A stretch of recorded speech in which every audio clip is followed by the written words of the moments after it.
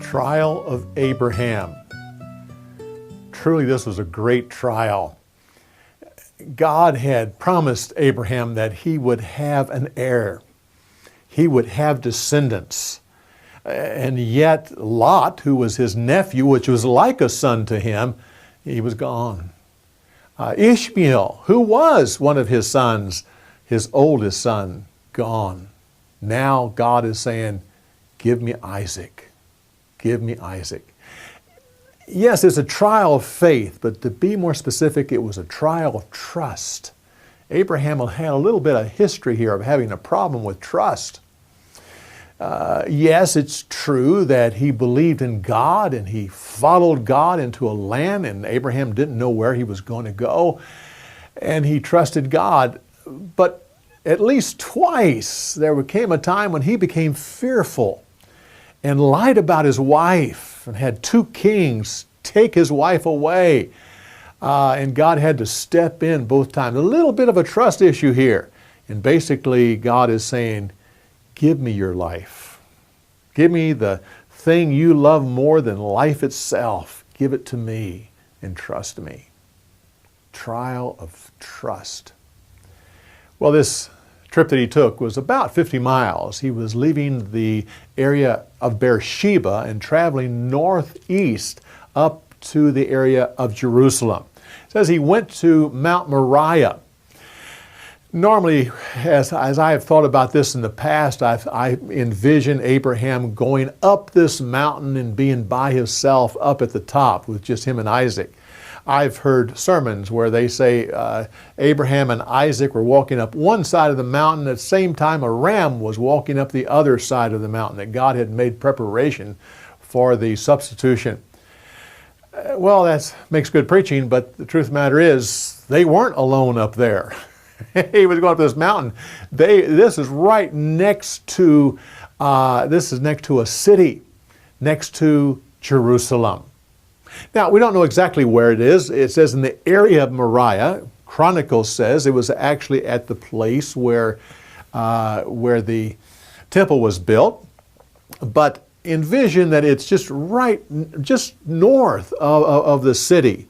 It's true, it's a large wall right there that is a defensive wall keeping people going into Jerusalem. So there weren't people right next to them, but at least there was a city. But this is where the ram came from. When Abraham saw the ram, it didn't have to travel far. It was just right there. There were actually shepherds in that area. I often wondered if, after all this is over, if Abraham went and found that shepherd and paid for the ram. I personally think that he did.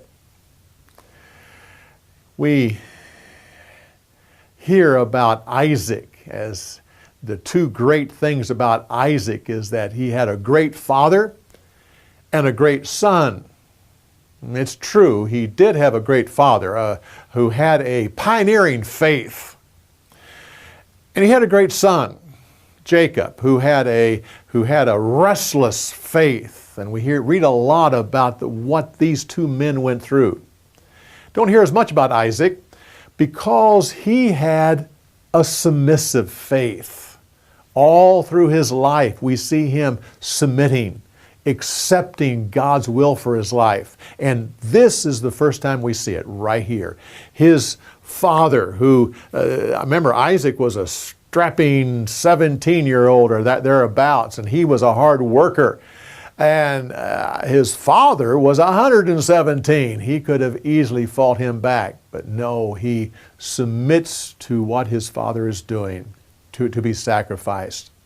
He was a great man of faith, a submissive faith. As I have gone through my Christian life, I've always heard this story. What a beautiful picture of redemption it is, on how you have a picture of a father sacrificing his son like God the Father sacrificed Jesus. You have the 3-day journey on how for 3 days in Abraham's mind, Isaac was already dead.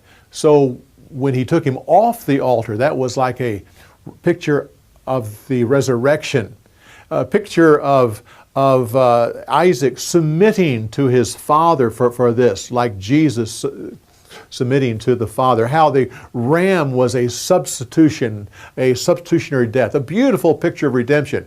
That's what I always thought of it. So I was kind of surprised when I took some people to the spot and I said, this is where it happened, right here. And among the people were saying, that's an awful story. That's a horrible story. That's a picture of child abuse. No, Abraham didn't sacrifice his son, but he was about to. I had never thought of that before. Hadn't seen that. I hold to that it's a beautiful picture of redemption. But if you think it's a picture of child abuse, well then hang on until we get to the story of Jephthah. Well, come back when we give you more insights on the story.